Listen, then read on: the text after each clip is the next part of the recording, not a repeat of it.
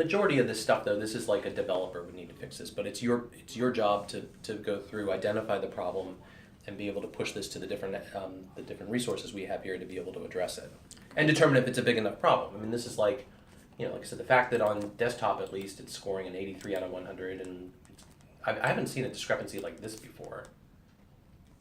Like usually, your desktop is usually better than your mobile, but that's actually a larger discrepancy than you usually see. So what's the top issue in mobile at the moment? Yeah, it's that jQuery UI that I mentioned. Yeah, there was some way bigger issue that it was loading dozens of copies of a video on the front page in the background. Oh yeah. And it was down, the page speeds were down in the single digits.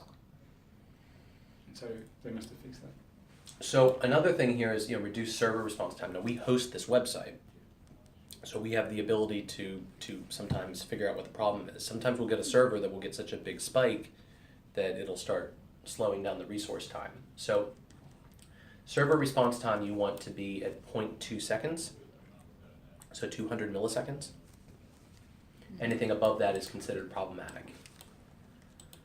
When a site is hosted by another host, especially if it's like a big shared, if it's like a really cheap shared hosting package or whatever, it's not at all uncommon to see 3, 4, 5 seconds response time, which is unacceptable.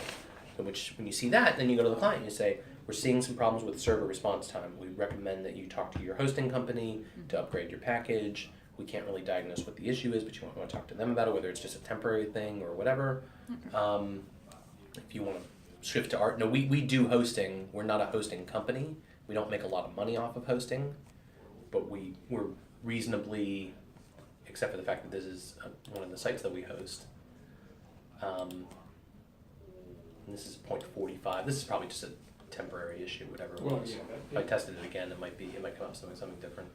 But anyways, we're reasonably confident in our own hosting. So if we shift any existing site over, there's a cost to doing that above and beyond their SEO package. We charge usually a fee to move a site over, and then they get charged an annual. It's $270 a year to host websites. So it's a good price and everything like that. It's good hosting. We're really responsible about making sure any server that when it starts getting too many sites on it, everything gets moved over. We open up a new server. Okay. And I think we have like 20 servers or something like that. It's not a small number. Moving along. How was that achieved? Okay. Bella Manufacturing.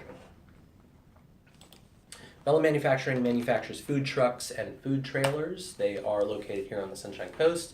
They have sales offices in Sydney, Melbourne, Perth, and Adelaide, I believe. But everything gets manufactured. Oh, and I think they actually manufacture some of that stuff out of those offices. But otherwise, the business is primarily out of here. From an SEO perspective, we've been working a lot with them to upgrade their own, encouraging them to upgrade their photography is where we've been at recently. We've done a lot of work on this site. We completely made it over when they first came over. We shut down a couple of other sites that they had. They had a site actually that ranked better called coffeetruck.com.au or coffeetrailer.com. I forget even what it was. Okay. Which ranked better. He purposely wanted to shut that down so that he wanted to, because the business is Bella and he wanted to brand that as Bella and he didn't want any other sites, which was fine. So we 301'd everything. We shut down the other sites, redirected the traffic over here, and this site has shot up quite a bit organically as a result. There's the new photos too? Some of them are, some of them aren't. This one's actually a newer one, believe it or not. This one's been on there for a long time. Watch the transition between this slide and the next one. There's something. Yeah, I saw that bump there. No, I think it's still this computer. Remember we were talking about I updated Chrome, but I wouldn't use this computer to QC anything. No, true. Yeah. Some of those issues though that we saw on, just for your information, some of those issues that we saw yesterday on Montville Caverns. Yep.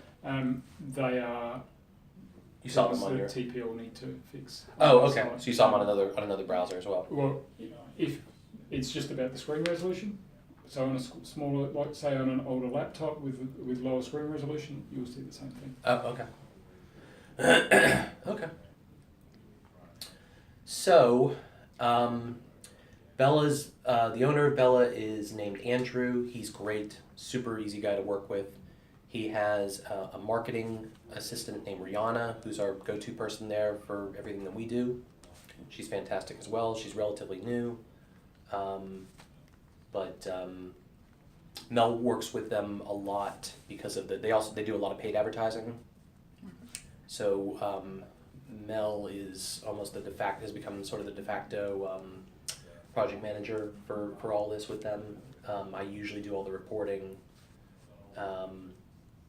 But from an SEO perspective, it's a WordPress site, just getting the conversions even better. It's a lead generation site. Everything from here gets pushed into Salesforce. They have Salesforce forms on this site. We used to have a WordPress plugin that pushed in everything, but Salesforce discontinued that, so Carl put in Salesforce forms last month that pushes it. So if you go to any of these landing pages here, these are the bread and butter of the site. So this get a quote form here.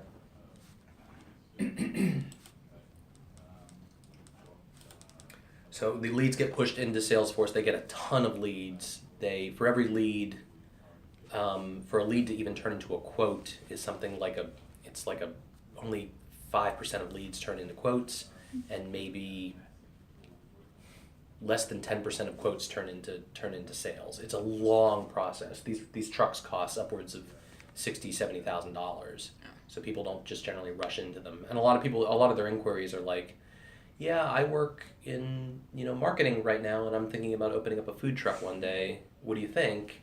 And they get a quote, and they sit on that forever. Yeah. Or I went down to the farmers market the other day and I saw one of these food trucks and I thought I could do that. Yep. This must be easy. Yeah. So it's a lot of like really, really like some of the lead seriousness is not not up there. But they handle all those leads. It's all about lead volume. That's all he wants. So he wants to rank as good as possible. He wants to rank as well as possible for every one of these types of vehicles. We took the capture off those lead forms, didn't we? Because it had a capture on there at one stage.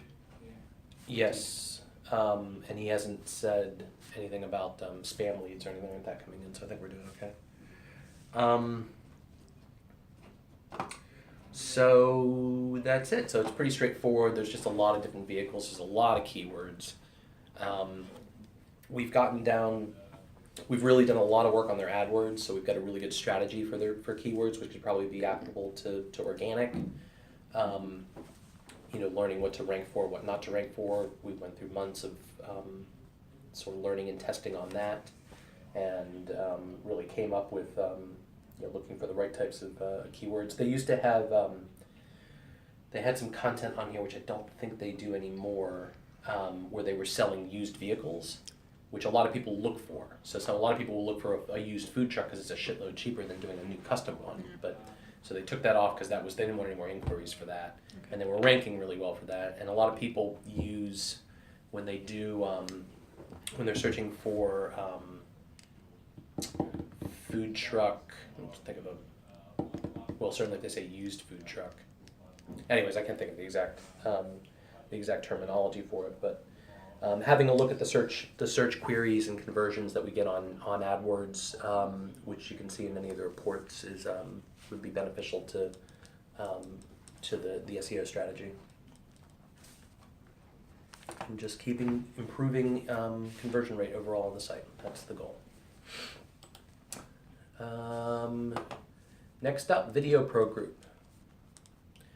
So Video Pro Group has a $600 a month SEO program with us and a $200 a month AdWords program. For AdWords, all we do is really just check in on their AdWords and make recommendations.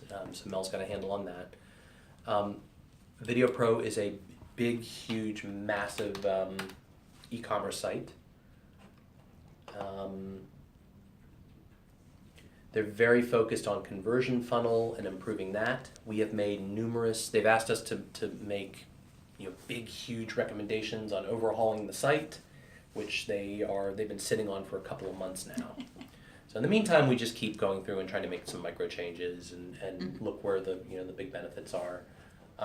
We've got really good tracking throughout the site. You can see the conversion funnel throughout the entire for the e-commerce thing. Our reports, show the conversion funnel for dropouts and everything like that, which is good. It's coded well. This is done in it's a hybrid. It's a .NET system. It's .NET, isn't it? It's basically like a version of WMS, but it's not actually WMS. Yeah, it's a .NET system. Josh used to work at Video Pro. He came to us from Video Pro, so he is our de facto project manager for everything. This is the only ROI project that we really use Josh as the main point of contact. You can contact the client directly, and we do. Mel was just dealing with Jeff directly on a couple of things with AdWords, but certainly in the beginning, push everything through Josh. And if you are struggling to find where to edit something in the back end or something, and Josh is around, he can help with that too. He knows The his way fastest around one the to back do it, end. yeah, he knows it well. Tim knows it just as well too. So really, those are the two. But we try not to bug Tim on pretty much anything related to ROI if we can help it.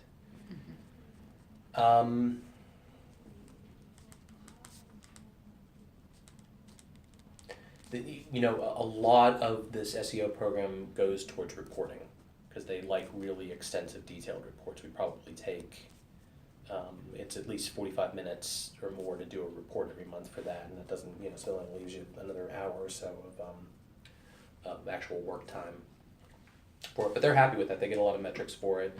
Like I said, we do optimizations for it. But right now we sort of had this, like I said, we send this big plan, they haven't responded back to yet, so we're It's focused on mini changes. I've never noticed the live chat thing animates at the top. It just jiggles up and down. Oh, does it? very- Yeah, there you go. Oh, that's cool. I didn't notice that either. Talk to. It's the one that you wanted to put on Stuart. Yeah, it is on Stuart. It's Oh, just- is it? They just won't activate, yeah. She got back to me there yesterday, so she's happy to go ahead and hand that over. All right, this program here is another thing for you to look at. This is called Google Customer Reviews. It used to be called Google Trusted Stores.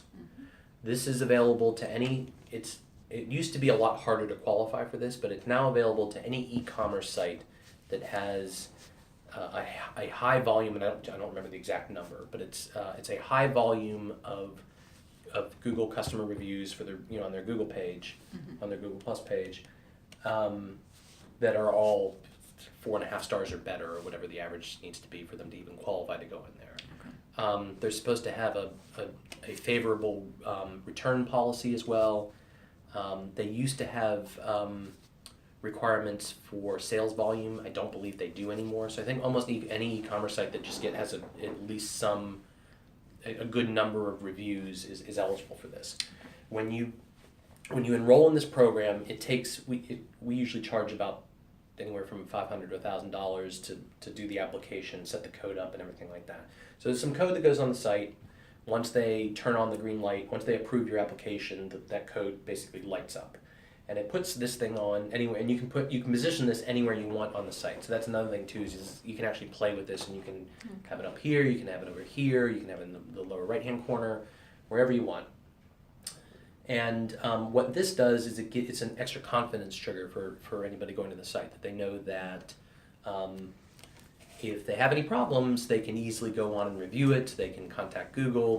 Google used to do a lot more arbitration between the vendor and the client if there was a problem. They don't do that anymore. That was part of the Trusted Stores program.